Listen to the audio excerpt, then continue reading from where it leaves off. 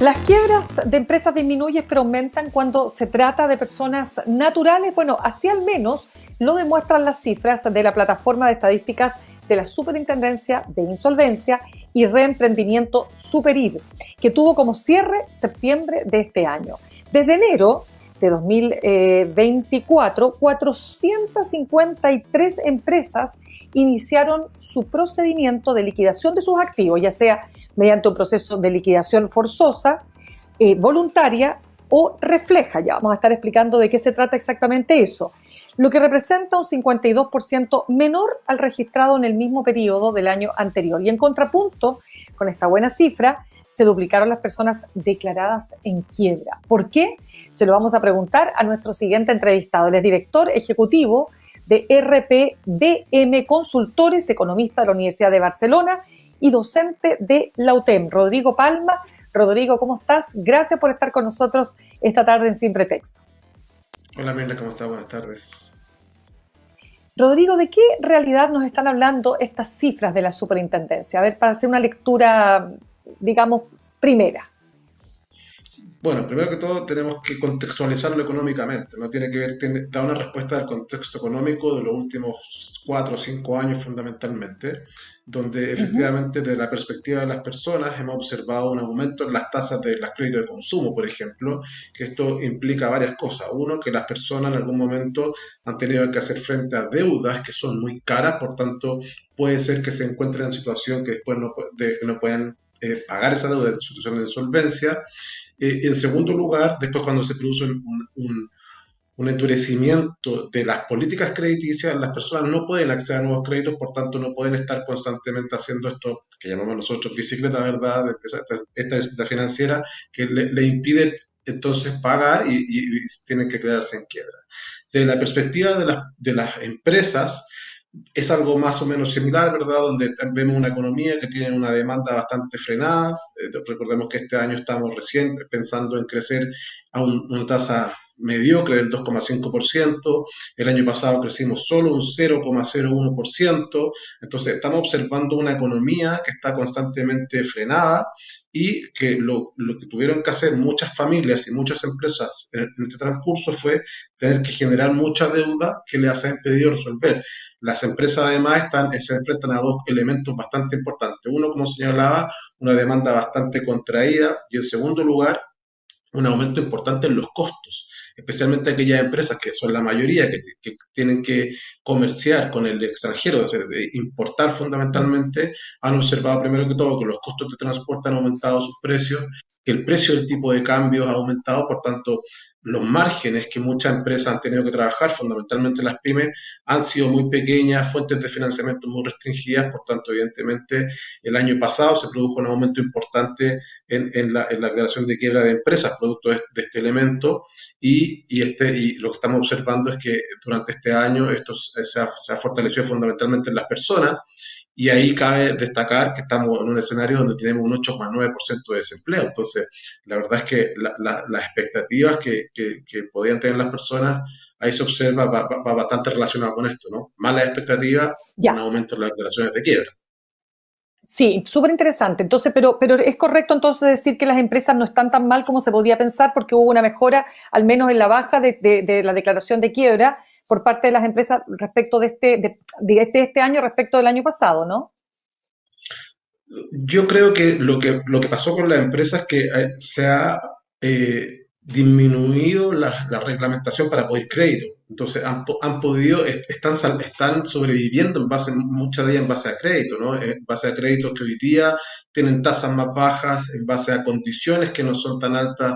Entonces eso le ha permitido sobrevivir, pero finalmente está en una posición de sobrevivencia, ¿no? En una situación donde efectivamente están pudiendo solventar los procesos de los últimos 4 o 5 años que ha sido bastante traumático desde la perspectiva económica.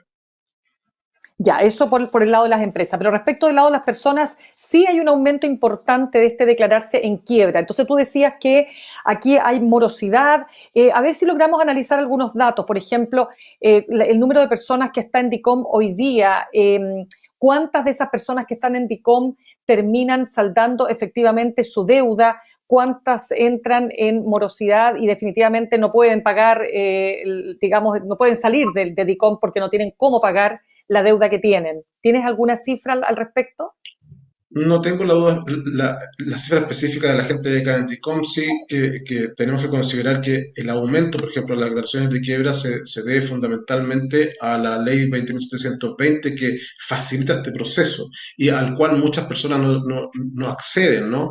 Porque efectivamente observamos que las personas que finalmente caen en DICOM, muchos presentan deudas de largo plazo. Entonces, claro, y están constantemente en este proceso que implica una situación compleja a través del tiempo, porque cada Endicom no puede obtener más crédito, tienes que seguir buscando otras vías de financiamiento, muchas veces informal. La verdad es que eso se hace bastante complejo para las personas poder salir de este círculo vicioso. Entonces, como hay desconocimiento de esta ley y de a poco se ha ido generando un mayor conocimiento, es que cada vez seguramente vamos a observar un incremento en la cantidad de personas que se declaran en quiebra, pero no tiene que ver necesariamente con que haya más personas en esta situación, sino que sencillamente tiene que ver con que al facilitarse el proceso, muchas más personas se van a poder acoger a este tipo de declaraciones de quiebra o de reordenamiento patrimonial. Rodrigo, cuéntame lo siguiente para entender bien, porque respecto a las personas naturales hay dos, digamos, resultados o estadísticas que queremos analizar contigo. Aquellas que recurren al procedimiento para reorganizar sus deudas con los bancos, ¿no es así? O casas comerciales, y eso se ha triplicado. En tanto, el número de personas declaradas en quiebra se duplicó en el último año. ¿Cuál es la diferencia entre ambos casos? La diferencia fundamental es que aquellas personas que se declaran en quiebra están diciendo de frente que no pueden pagar, no tienen recursos como poder responder a esas deudas y era una insolvencia absoluta. Entonces, se tiene que hacer una liquidación de aquellos bienes que tenga esa persona. Si es que esa persona tiene bienes, se hará la liquidación de esos bienes y de esa manera se les pagará a los acreedores. Es distinta la situación de reordenamiento, porque en ese sentido tú dices, mira, hoy día no tengo la capacidad para pagar hoy, pero si lo reordenamos, lo organizamos, lo podemos incluso pactar a una mayor cantidad de tiempo, sí efectivamente voy a poder hacer frente a esta deuda. Entonces, claro, las consecuencias que traen estas dos desde la perspectiva comercial son muy distintas. Efectivamente, hago un reordenamiento y las entidades comerciales entienden que tengo las ganas de pagar. En cambio, en la otra dice, bueno, uno queda finalmente, se supone que uno no debe sacar como una mancha en el sistema financiero, pero evidentemente que las instituciones lo van a tener siempre con una estrellita marcada de cierta persona. En algún momento de su historia tuvo que declararse en quiebra, por tanto no pagó las deudas. Ya, es que ahí quería entrar, Rodrigo. Estamos conversando a esta hora con Rodrigo Palma, director ejecutivo de RPBM Consultores Economistas de la Universidad de Barcelona y docente de la UTEM. Rodrigo, alguien podría decir, la verdad, me conviene, ya que hay una ley de insolvencia, me conviene declararme en quiebra, en lugar de renegociar, con eso soluciono mis problemas, pero la verdad es que las personas, según lo que te estoy escuchando, quedan con una marca. ¿Qué dirías tú? ¿Qué consejo le darías tú a las personas que están en una situación compleja en ese sentido? O sea, efectivamente, si tú te declaras en quiebra, la ley indica que no, que tú debieses poder reincorporarte nuevamente al sistema financiero, pero evidentemente el sistema financiero tiene esa información y lo va a hacer patente constantemente. Entonces, si tú vas a tener que hacer uso del sistema financiero, vas a tener que pedir un crédito, quieres pedir un crédito hipotecario, cualquier otro, o sea, o una tarjeta de crédito, la verdad es que no te la van a dar. Por tanto, lo más recomendable si uno está pasando por una situación financiera compleja sería efectivamente pedir un reordenamiento y de esa manera poder saldar tus deudas a lo mejor en un mayor plazo, ¿verdad? Normado, que no es lo mismo que hacer una repactación, ¿no? Sabemos que cuando uno va a repactar, las condiciones las pone tu contraparte y normalmente son condiciones no muy favorables. En este caso, como hay una entidad estatal que es la que va a determinar cómo se va a desarrollar esta reorganización, las reglas, digamos, las tasas de interés y los plazos son bastante más adecuados a la situación que tiene el deudor en este caso. Por tanto, evidentemente que si tuviese que recomendar una de las dos, pensando en el mediano largo plazo, sería evidentemente hacer una reorganización patrimonial y de las deudas y de esa manera poder enfrentar las deudas y poder reinsertarse nuevamente sin tantas complicaciones en el sistema bancario. Claro, ese punto es súper interesante también, Rodrigo, porque pocas personas a lo mejor saben que esto está operando. O sea, cuando tú hablas de que hay una entidad estatal, tú dices, tengo este problema, quiero reorganizar, como dices tú, mis deudas. Bueno, ¿quién te da ese apoyo para entenderlo súper bien? Es la superintendencia en este caso que es el encargado de intermediar entre el deudor y los distintos acreedores. Entonces tú vas, presentas tu información, dices, estas todas las deudas que tengo, este es mi patrimonio, veamos cómo lo podemos organizar, o si es que estoy dispuesto a liquidar algunas cosas de mi patrimonio para poder suplir las deudas que tengo, o de frentón se renegocia con los acreedores para poder hacer frente a esta deuda. Entonces, hay una ayuda estatal, evidentemente hay una cuestión legal de por medio, tiene que estar respaldado por abogados, porque hay muchos asuntos jurídicos, pero es un proceso que hoy día es accesible para la mayoría de las personas, es un proceso, no es tan largo ni tan tortuoso como podría haber sido la anterior ley de quiebra. Eso es bastante relevante y por eso, como te señalaba hace un rato, es que seguramente vamos a observar a través del tiempo que la cantidad de personas y de empresas que se sometan a este tipo de procedimientos, ya sea de reordenamiento o de quiebra, van a ir en aumento porque en la medida que aumente el conocimiento de esta herramienta. Claro. Déjame volver, Rodrigo, a lo que tú señalabas al comienzo. Tenemos un crecimiento mediocre de 2,5%. Tenemos además una economía que está frenada, dices tú. No lo dices solo tú, lo dicen muchos economistas, ¿no? Pero ¿cuál es el escenario que se vislumbra hacia futuro? Porque ¿cuánto tiempo más vamos a estar con este estancamiento? ¿Qué elementos se necesitan para salir del estancamiento? Es muy interesante tu pregunta porque la verdad es que hoy día estamos creciendo, nuestra estimación de nuestra consultora está entre el 2,5 y 2,7%, que va desde la mano de lo que Uh-huh. plantean el organismo internacional y el mismo gobierno, ¿no? Y que era la tasa máxima a la cual estamos posibilitados de crecer, 2,5, 2,7%, porque nuestro crecimiento potencial bajó un montón. Tenemos que pensar que en los años 90 crecimos a tasas cercanas al 7%. Entonces, ahí es donde tenemos el principal problema. Tenemos que aumentar la tasa de crecimiento para que además disminuya el desempleo, para que las personas tengan una mayor riqueza. Ahora, ¿cómo hacemos eso? Nosotros Claro. creemos que la aportación fundamental tiene que ver con, tenemos que ser más eficientes, tenemos que lograrse que el país sea muchísimo más productivo. Y para eso tenemos que generar una serie de políticas que son políticas que tendrán que nacer desde el Estado. Y ahí donde yo veo la gran Mm, dificultad, porque el mm. país hoy día requiere de un sistema político, de políticos en estricto rigor, que estén a la altura de ese desafío.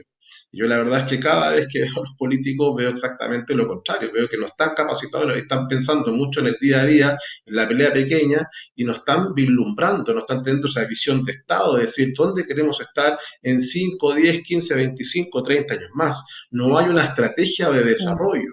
Entonces, ahí es donde tenemos el problema hoy día, cómo generamos políticas para que el país sea mucho más eficiente, para que el país sea más productivo. Esto es una cuestión un Mm. poquito técnica, pero el crecimiento económico se compone fundamentalmente de tres elementos: la aportación del capital, la aportación de la mano de obra y de la productividad total de los factores. Ese es el elemento que juega el diferencial sustantivo entre crecer un 3% y crecer un 7%.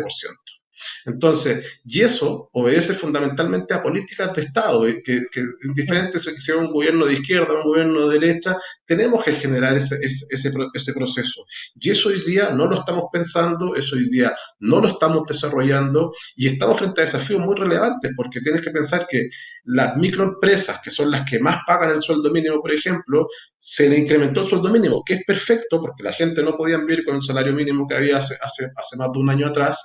Es importante subirlo, pero además le estamos haciendo que rebajen las horas de 45 a 40, que también es positivo porque las personas también necesitan pasar más tiempo en sus hogares.